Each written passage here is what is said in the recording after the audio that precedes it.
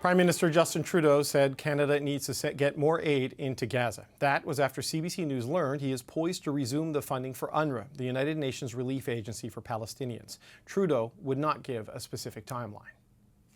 We're not making any announcements today, but we will continue to make sure Canada does the right thing in this situation and puts the protection of civilian life at the forefront of everything we do. Canada paused funding for UNRWA in January after Israel alleged that 12 UNRWA staff were involved in the October 7th Hamas attack. There is pressure within Trudeau's caucus to keep that funding suspended. Anthony Housefather is the Parliamentary Secretary to the President of Treasury Board, and he joins me now. Mr. Housefather, thanks for taking the time. Pleasure to speak with you, David. Canada hasn't officially announced that it's reinstating its funding for UNRWA, but we are told that it is likely, almost certain, and they're poised to make the announcement. Why is that unacceptable to you? Well, the first thing is this rumor has been circulating, and we wanted to make sure, Marco and I, that because so many people were contacting us, we put out in public the position we've been advocating for with Minister Hussein and with everyone else in government, which is that UNRWA right now has been alleged to not only have employees of UNRWA who were involved in the October 7th pogrom in Israel, but there's many other allegations about UNRWA employees. There's been clear in the past evidence of anti-Semitism in UNRWA schools. There's been clear management misconduct at UNRWA, and the United Nations is investigating that. And the United Nations investigations have not ended. In fact, they haven't issued an interim report yet. The interim report is due on March the 20th. So before we can see what the UN investigation finds about these serious allegations that caused us to pause in January, we shouldn't be resuming funding at UNRWA, which is an organization that has a lot of distrust in it. We should be finding other ways. We need to, I agree completely with the Prime Minister, right. We need to fund humanitarian aid in Gaza. We need to work with like-minded partners like the United States and the UK to get aid there, to use existing channels. We provided aid through the Red Cross and other agencies, and we need to find new ways like the United States has of airdropping aid into Gaza.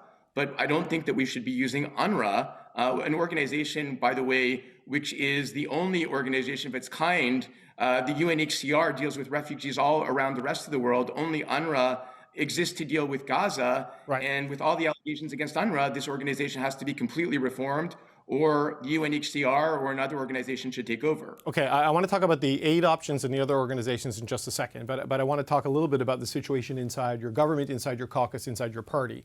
You and Marco Mendicino issued this letter today, saying not to do this. Have you heard anything from the government, from the Prime Minister, from the Prime Minister's office, from Cabinet on this, and what are they saying in response to your concerns? Well, as we mentioned, David, this comes up pretty much every time I'm on, and I always say I'm not going to share private confidences with colleagues. I can only say that my job as an MP is to advocate for what I believe. And in this issue, it's very important to me and to many others that I speak for, that we find other channels to deliver the very important humanitarian aid that needs to go to the catastrophic situation right now in Gaza, but not UNRWA.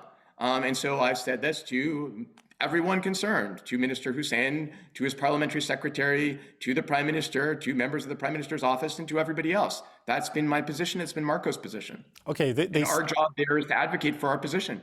No, and I understand that, but they seem as though your position is not going to carry the day. That is certainly the conversations my colleagues have had, that I have had.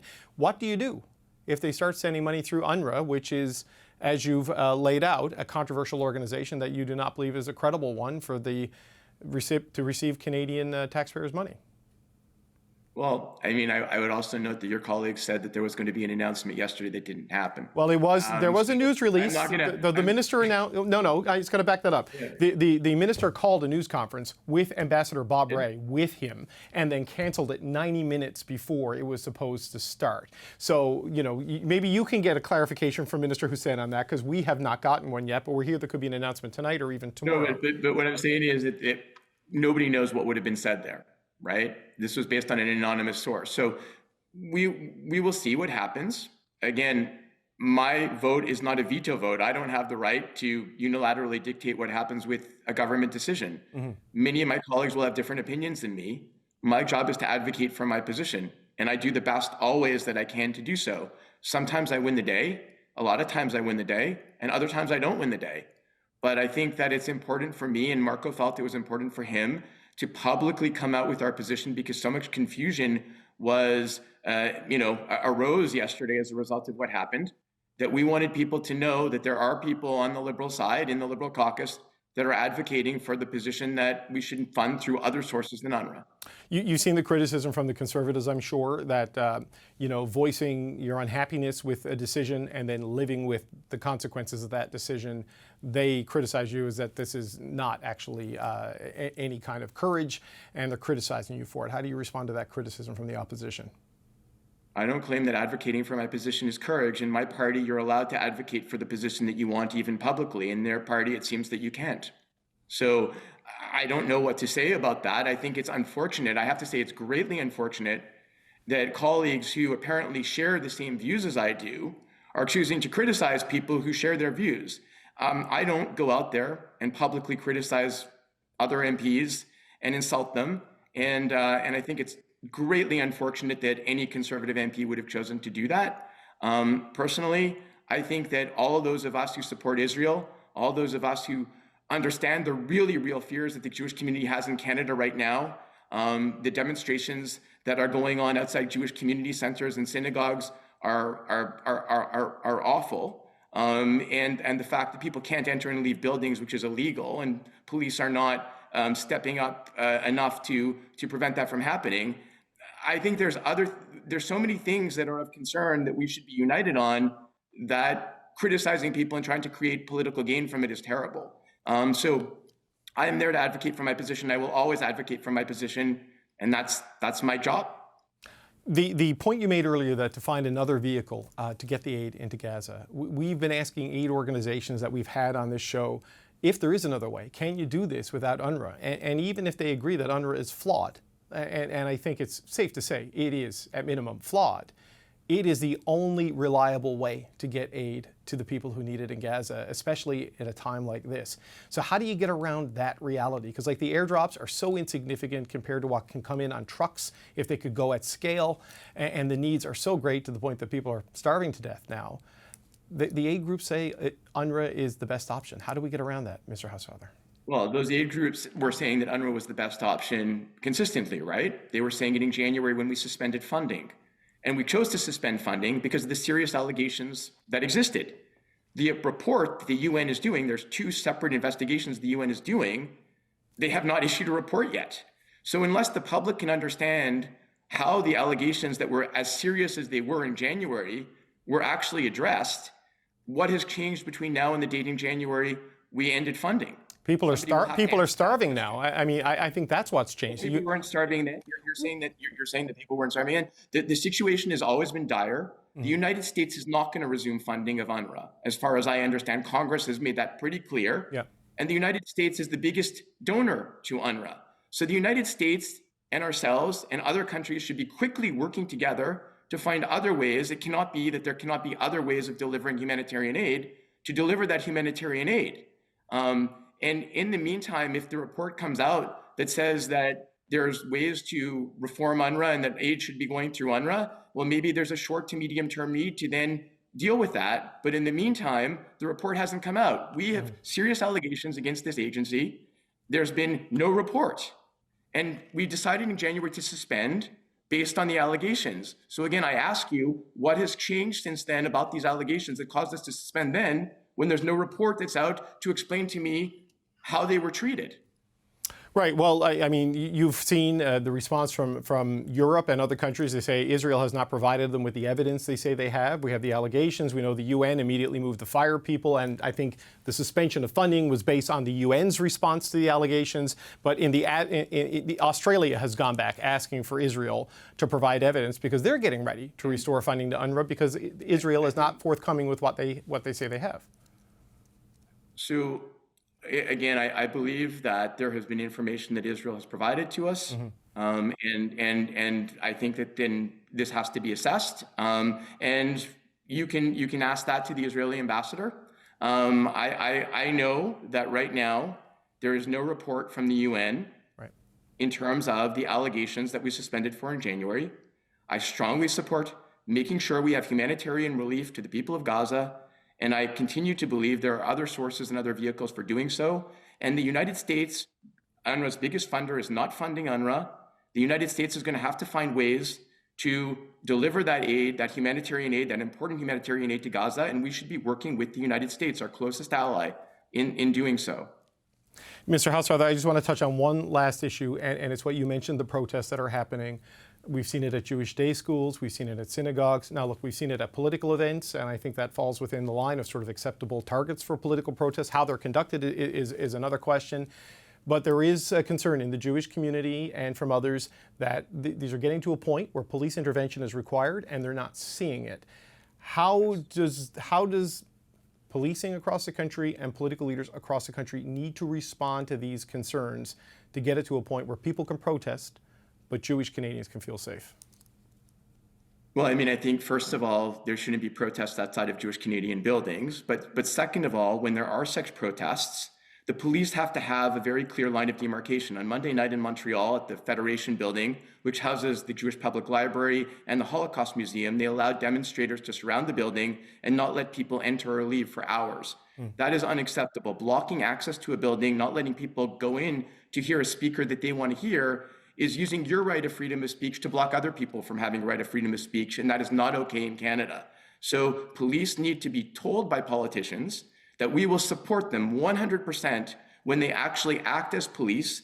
They move demonstrators several meters away from the building, create safe spaces for people to enter and exit without being intimidated, and that in the event that people break the law and police choose to charge them, they will be supported by politicians. That is a speech that Rishi Sunak made, and I am calling on the Prime Minister, premiers, mayors, and all Canadian politicians, including opposition leaders, to make that very clear. We will support the police when they act as police in these areas, because it's not fair to intimidate and scare other Canadians from exercising their rights, and that is what is happening now.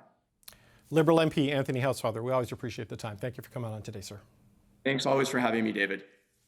Georgios Petropoulos is the head of the United Nations Office for the Coordination of Humanitarian Affairs, and he joins us now from Rafah in Gaza. Hello, sir. Thank you for joining us today. Hi there. Thanks for having me. We've been hearing about and seeing the images of the humanitarian situation in Gaza from here in Canada, but you're actually inside Rafah right now. What can you tell us about the situation there and more broadly inside Gaza? Yes. Well, the situation, as you know, continues to be catastrophic. It's not a safe place in any part of Gaza. We are now almost at 31,000 dead. We've reached almost 72,000 injured, many thousands trapped under the rubble still.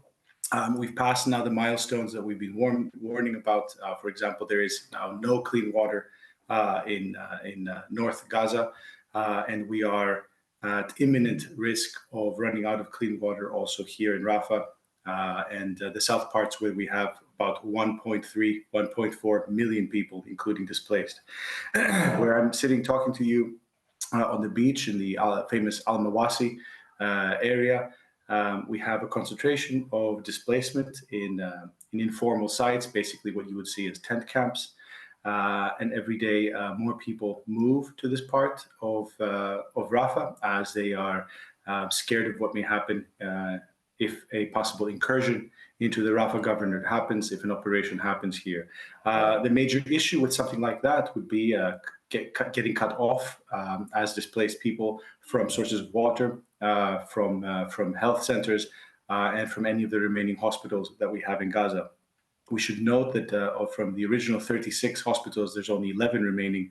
And for the most part in Rafah, most of the health sites are field hospitals set up by NGOs and the United Nations, and a couple of smaller clinics, which Gaza had here in Rafah. You know that the UN is based here in the south, but we should say that this is not the only place where humanitarians work.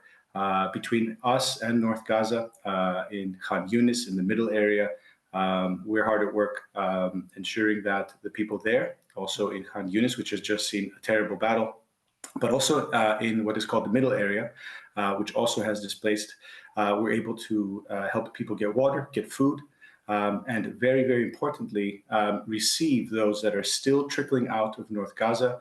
And when we see them and receive them on the road, they are basically wearing the clothes on their back, maybe carrying a backpack, and they've walked 6 or 7 kilometers without water, without food, on a very dangerous road, which is essentially a front line.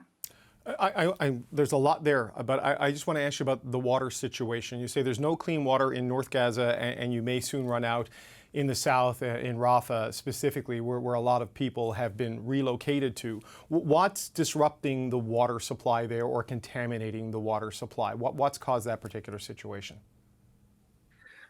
Well, historically, Gaza has had a lot of salt in the water. It's next to the sea, so there's a desalination that has to happen here. But the water supply in Gaza, to summarize, has been guaranteed by having fuel and using that fuel either to desalinate or clean water, so water treatment plants, or pump water at water pumps.